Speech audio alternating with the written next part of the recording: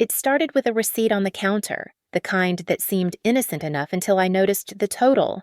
My name is Anna, and if there's one thing I pride myself on, it's keeping our finances in check. Budget spreadsheets, meticulously tracked expenses, savings goals. I had it all organized. So when I saw the number on that receipt, my stomach dropped. "David!" I called, holding up the slip of paper as he walked into the kitchen. "What's this?" He glanced at it briefly before shrugging. "Oh, that's for the down payment on the bike. Isn't it awesome? I can't wait to show you." The bike. My heart started racing as I put the pieces together. He'd mentioned wanting a motorcycle before, usually in a casual, offhand way that I'd always dismissed with a quick, "We'll talk about it someday." Someday, not now. Not when we were saving for a down payment on a house and planning for a long overdue vacation. "You bought a motorcycle?" I said, my voice sharper than I intended. "Well, I haven't paid for the whole thing yet," he said, trying for a sheepish smile. "Just the deposit. It was a great deal, Anna. I couldn't pass it up." I stared at him, trying to process what he'd just said. "You couldn't pass it up," I repeated, my voice rising. "David, we've been working so hard to save, and you just spent thousands of dollars without even talking to me?" His smile faded, replaced by a defensive frown. "It's my money too," he said, crossing his arms. "I work just as hard as you do, and I wanted something for myself. Is that so wrong?" The argument escalated quickly. I brought up the house, the vacation, the emergency fund, everything we'd been planning for months. He countered with how he felt like he couldn't enjoy anything because every penny had to be accounted for. The more we talked, the less it felt like we were arguing about money, and the more it felt like we were arguing about everything that had been building between us for years. "You don't get it," I said, pacing the kitchen.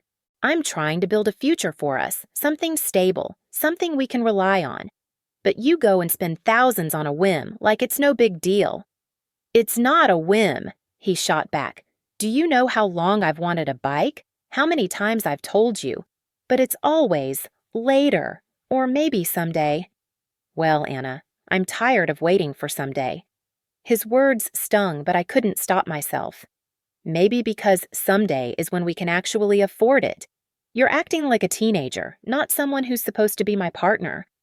David's face hardened, and he took a deep breath before speaking again, his voice quieter now, but full of weight. "Do you ever stop to think that maybe I don't want to wait until we're old to enjoy life?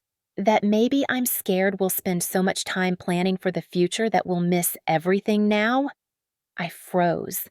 His words cut through my anger, hitting a nerve I didn't even realize I had. "What are you talking about?" I asked, my voice trembling slightly. He sighed, running a hand through his hair. "Anna, my dad worked his whole life, saving and planning. And you know what? He barely got to enjoy any of it. He passed away before he could even retire. I don't want that to be us. I don't want to wake up one day and realize I've spent my whole life waiting for someday." The air between us shifted. For the first time in the argument, I didn't know what to say. His words weren't just about the bike. They were about something deeper, something I hadn't seen until now. David's words hung in the air, cutting through my anger like a sudden gust of wind that clears a stormy sky. I stood frozen in the kitchen, trying to process what he'd just said. He wasn't talking about the bike anymore. He was talking about fear, about loss, about the kind of pain you carry when life doesn't go the way you thought it would. "I didn't know you felt that way," I said softly, my voice barely above a whisper. He leaned back against the counter, arms crossed but no longer defensive. He looked tired, like he'd been holding this in for a long time. "I don't talk about it much," he admitted, "but it's always there, you know, watching my dad work so hard, save every penny, and then he didn't even get to enjoy it." It made me think, what's the point of all this planning if we don't actually live? His words stung, not because they were cruel, but because they were honest. For years, I'd thrown myself into managing our finances, meticulously tracking every expense, focusing on the long-term goals I thought would make us happy. But somewhere along the way, I'd stopped asking if those goals were what he wanted too. "I didn't realize," I began, but my voice faltered. "I thought we were on the same page. I thought saving for the future was what we both wanted." David sighed, rubbing the back of his neck. "I do want those things, Anna. I want a house. I want to travel. I want to make sure we're secure. But it feels like we're always waiting until we have enough saved, until the timing is perfect, until everything lines up just right. And what if that day never comes?" I swallowed hard, the weight of his words sinking in. He wasn't wrong. I'd been so focused on the future that I hadn't stopped to appreciate what we had now. But at the same time, his impulsiveness scared me. The thought of losing our savings, of jeopardizing our plans, was something I couldn't ignore. "David," I said, my voice steadier now, "I get what you're saying. I really do. And maybe I've been too rigid, too focused on controlling everything, but you have to understand, when you make big decisions like this without telling me, it feels like you don't trust me, like you don't see us as a team." He nodded slowly, his gaze softening. "I do trust you, Anna. More than anyone. But sometimes it feels like I don't have a say in our lives. Like everything has to go through your approval first. And I guess buying the bike was my way of taking back some control, of doing something for me." I flinched at the truth in his words. I hadn't meant to dominate our decisions, but looking back, I could see how my need for security had started to overshadow everything else. I thought I was protecting us, but in doing so, I'd made him feel small, like his wants didn't matter. We stood there in silence for a moment, the tension between us slowly shifting into something softer. "I don't want us to keep fighting like this," I said finally. "I don't want you to feel like you have to go behind my back to do what makes you happy. But we can't keep making decisions without each other, David. It's not fair to either of us." He nodded, his expression thoughtful. "You're right. I should have talked to you first. I guess I was scared you'd just say no, like always." I winced, but I appreciated his honesty. "Maybe I've been saying no too much," I admitted. "Maybe I need to loosen up and let us enjoy the present more. But can we agree to find a middle ground? To talk things through before making decisions like this?" David gave me a small, tentative smile. "Yeah," he said. "I think we can do that." It wasn't a perfect resolution, but it felt like a start. For the first time in a long time, we weren't just arguing about money. We were talking about what really mattered: trust, compromise, and figuring out how to build a life that worked for both of us. The next few days felt different, lighter somehow, though the underlying tension still lingered like a storm that had passed but left behind clouds. David and I weren't walking on eggshells anymore, but we weren't exactly back to normal either. The conversation we'd had about the bike, about everything, was still fresh, and I could feel the unspoken weight of it in every glance and every hesitant smile. I found myself replaying his words over and over in my mind. What's the point of all this planning if we don't actually live? It wasn't something I could shake easily, and the more I thought about it, the more I realized he was right. I'd been so fixated on the future, on the safety and stability I thought we needed, that I'd lost sight of the present. But it wasn't just about me. David had admitted to feeling unheard, like his desires didn't matter. That hit me harder than I'd expected. I'd always thought of myself as the one holding things together, the practical partner who kept us moving forward.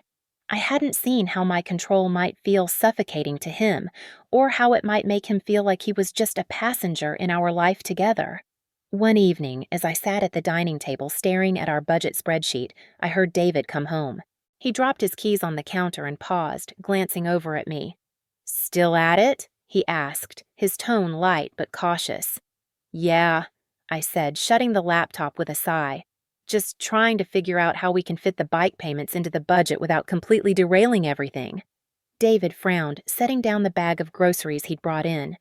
"Anna, I don't want this to be something that stresses you out. If the bike is going to make things too tight, I'll sell it. I mean that." I looked up at him, surprised. The sincerity in his voice was undeniable, and it made my chest tighten. This wasn't about the bike anymore. It was about what it symbolized for both of us. "I don't want you to sell it," I said softly. I want us to find a way to make this work. Together." His expression softened, and he sat down across from me. I want that too. I don't want to keep fighting about money, Anna. I don't want us to feel like we're on opposite sides. Neither do I admitted. But we have to figure out how to meet in the middle. I know I can be controlling when it comes to finances. It's just hard for me to let go of that because it feels like the one thing I can actually manage, you know? David nodded, his gaze steady. I get that, and I know I've been impulsive sometimes, but it's not about just spending money for the sake of it. It's about feeling like we're living, not just surviving. I think I need that more than I realized. His words settled over me, not as a criticism, but as a truth I needed to hear. I reached across the table, taking his hand in mine. Then let's figure out how to do both. Let's make room for the things that matter to both of us, the future and the present. Over the next few days, we worked together to rework our budget, finding ways to accommodate the bike payments without compromising our bigger goals. It wasn't easy. There were moments of frustration and compromise, but for the first time in a long time, it felt like we were working as a team. David surprised me one evening by suggesting we set aside a small portion of our income each month specifically for things we enjoyed, whether it was a new hobby, a weekend getaway, or even just a nice dinner out. It doesn't have to be big, he said, just something that reminds us why we're working so hard in the first place. It was such a simple idea, but it made me realize how much I'd been missing that balance in our lives. I'd been so focused on saving for the future that I'd forgotten to enjoy the present. One Saturday morning, David asked me to come outside. He'd already taken the bike out of the garage, and he was standing beside it, holding 2 helmets. "What's this?" I asked, raising an eyebrow. "I want you to ride with me," he said, grinning. "You've been so stressed lately, and I think it's time you see why I wanted this so badly." I hesitated, but his excitement was contagious. I put on the helmet, climbed onto the bike behind him, and wrapped my arms around his waist. As we rode through the quiet, winding roads outside of town, I felt something I hadn't felt in a long time: freedom. The wind rushed past us, the scenery blurred into streaks of green and blue, and for a moment, I let go of the constant calculations, the worries, and the endless planning. I just existed, here and now, with David. When we got back home, I realized that this was what we'd been missing, not the bike itself, but the balance it represented. It wasn't about abandoning the future or giving up stability. It was about finding joy along the way. And for the first time, I felt like we were on the same path, side by side, moving forward together. The ride with David stayed with me for days, not just for the thrill of it, but for the way it shifted something in my perspective. For the first time in years, I felt like I was seeing the world through his eyes, the importance of savoring the present instead of always worrying about the future. That evening, as we sat on the porch with cups of tea, I couldn't help but smile at how the day had turned out. "That wasn't so bad, was it?" he asked, nudging me with his elbow. I laughed softly. "I'm not sure I'll ever love motorcycles as much as you do, but I get it now.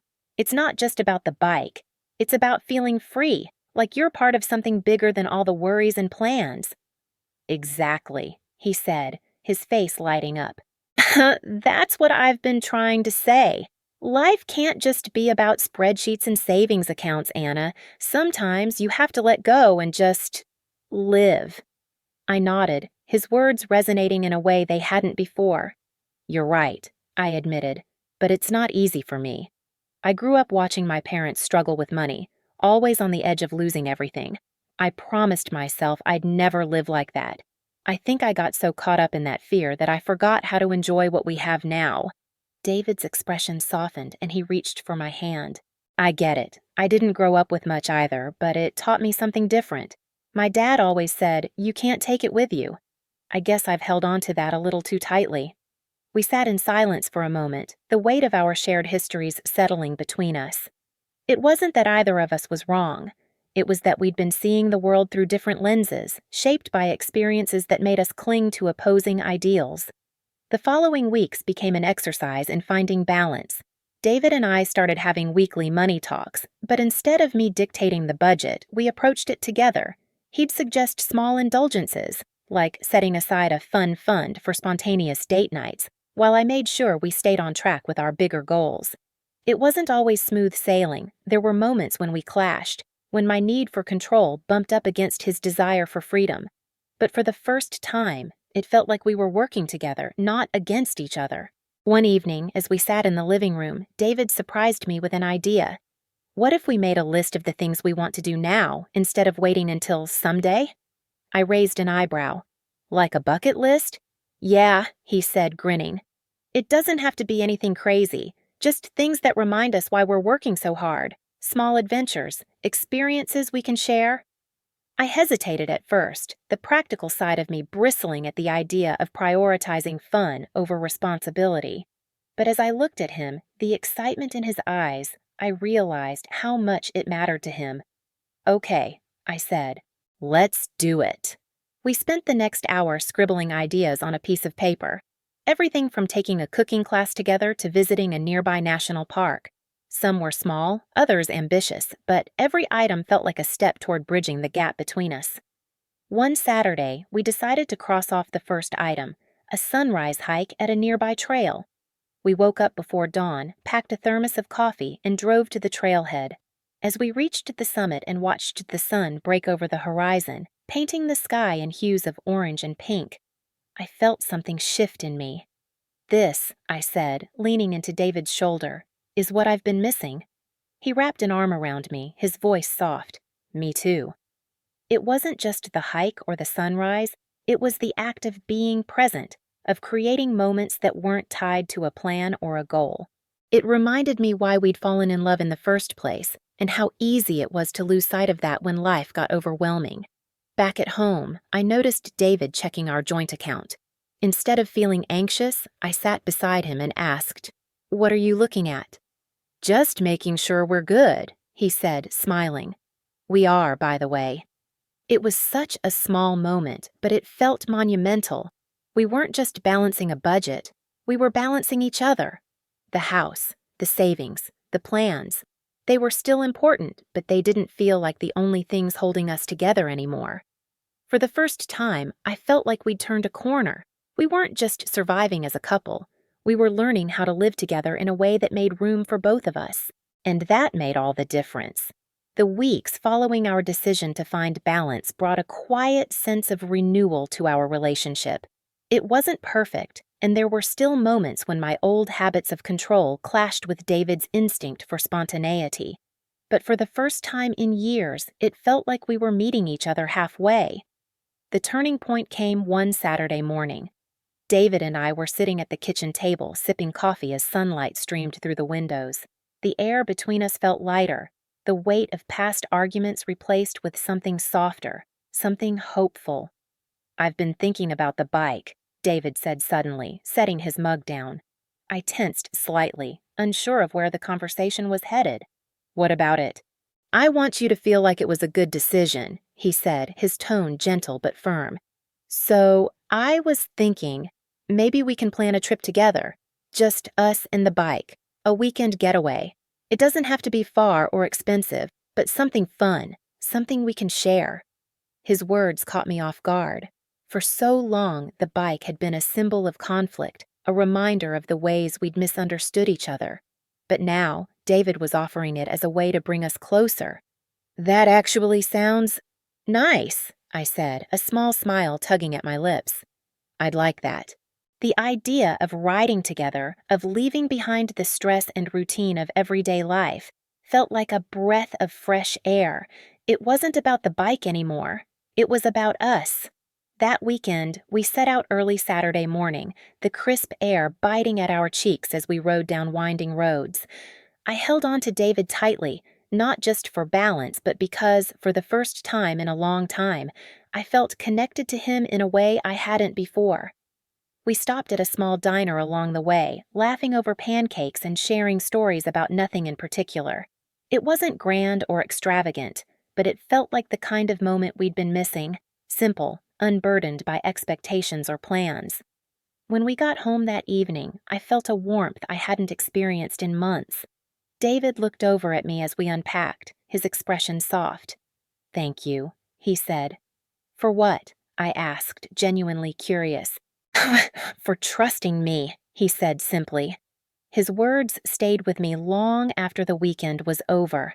Trust, something so simple yet so essential, had been the missing piece in our relationship for far too long.